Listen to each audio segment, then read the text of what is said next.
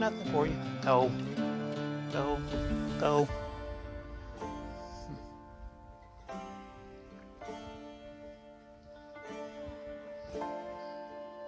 So how did this all start, where I decided I'm going to live on a school bus?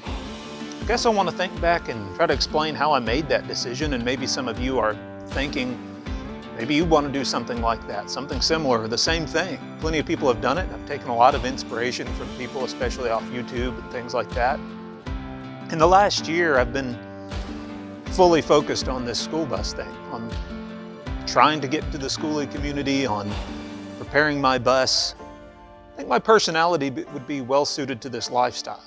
I've always wanted to live where I'd be more connected to the outdoors. I've always wanted a lifestyle where I'd be able to travel more, spend more of my time with experiences, and spend more of my money on experiences rather than things. And some people want different things out of life, and that's all right. But for me, I've always valued travel and the things I gain through the people I'm with, more so than wanting more things or a bigger house or whatever it might be. So to me, freeing up myself from a lot of those things allows me to live the life I want even more. I'd really rather have the freedom, whether that be from my schedule, having a schedule that's more free, or trying to live without debt so that I can live financially free, or even just getting away from regulations. And Tennessee's a pretty good state to do that.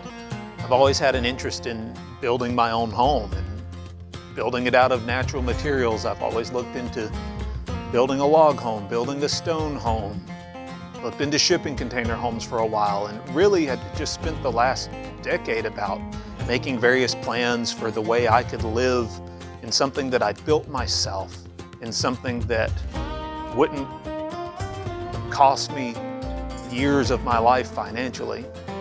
Up until about a year and a half ago, I was living with my roommate, one of my best friends, a climbing partner, a travel partner, but when he met his wife, well, I had to figure out something else to do. I spent a lot of time trying to figure out, well, where am I going to go? Am I going to try to go ahead and invest in some property and buy something? What could I even afford right now? Do I want to be locked into a mortgage? Do I want to be renting something that's more expensive every day, it seems like? To me, this would seem like a great time to try to enact some of those plans of, well, what can I build for myself? I was at a coffee shop one day and was looking at some stuff online about people living the van life, and that appealed to me as a climber, and climbing was a big part of my life at the time.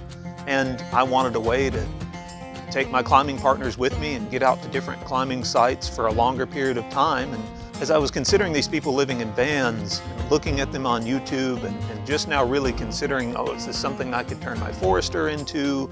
How much is a van that I'd really want to live out of? I came across somebody living in a bus. I don't remember who it was, but when they were explaining what they could do with the bus, why they would live in a bus, how much it cost, I instantly knew that that was the answer. Within minutes, I picked up my phone and texted my friends and told them, I'm gonna live on a bus. I didn't realize that's what I was looking for, but it was the perfect answer. It made sense in every way. I don't know how I hadn't thought of it before. The freedom to be able to travel, the cheap cost of a bus relative to everything else, the ability to create whatever I wanted out of a bus, the potential of being able to still connect with my friends traveling and take people with me. These are all things I was looking for and that I wanted in my life. And these are all things that fit my lifestyle, and being able to travel, not just here in the country, but internationally, being able to just pick up and leave if I wanted. Maybe it was getting ahead of myself, telling a lot of my friends and family that I'm going to live on a bus before I even owned a bus, before I knew much about it, but I had already made a decision that that's what I was going to do because it made so much sense for me. In the responses I got from the people I told, I got two questions a lot.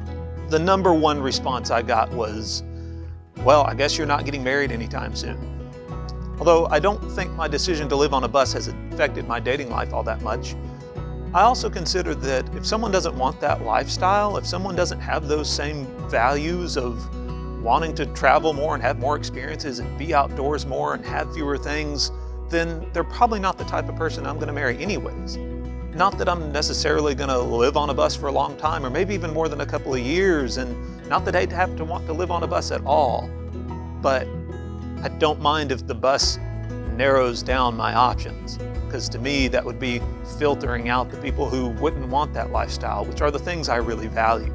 Another thing I'd hear a lot is, well, why not just buy an RV? I still hear that a lot today. The primary reason for me would be I want something to live in that I built myself. As long as somebody could do some basic metal work and basic interior work, then you can make anything you wanted. It's just a big empty metal frame once you've got it.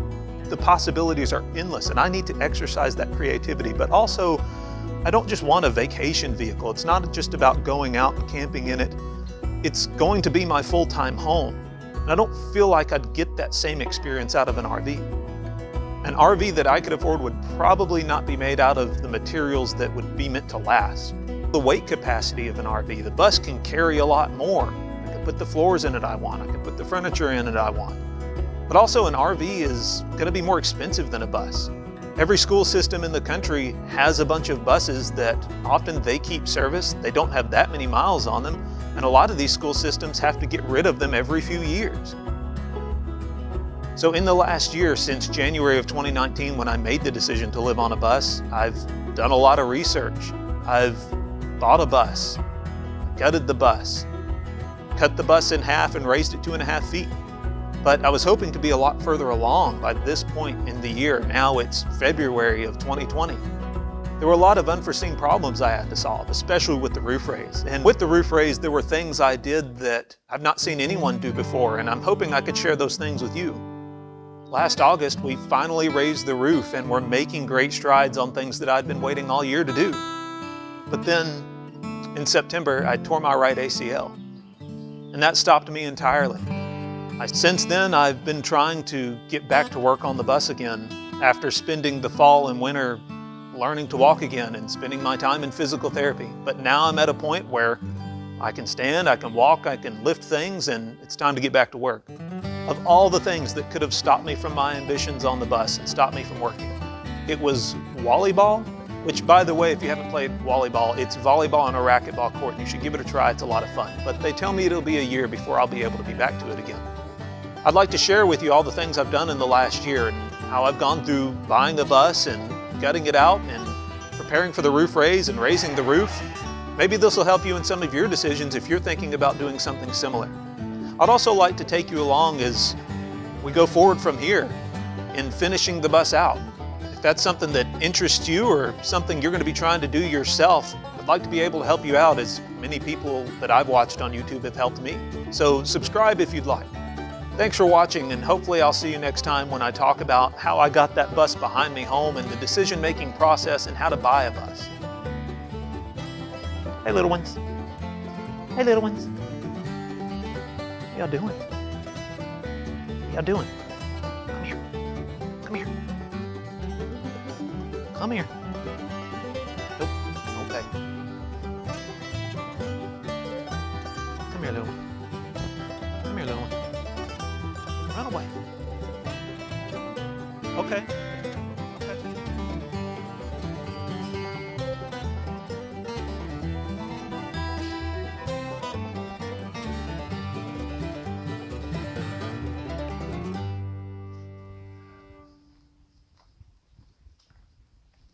Hey, Mama.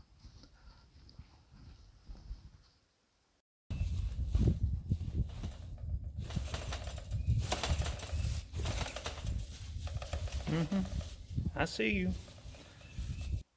Get out of here. Get out of here. Look, she's outside and he's outside. Go.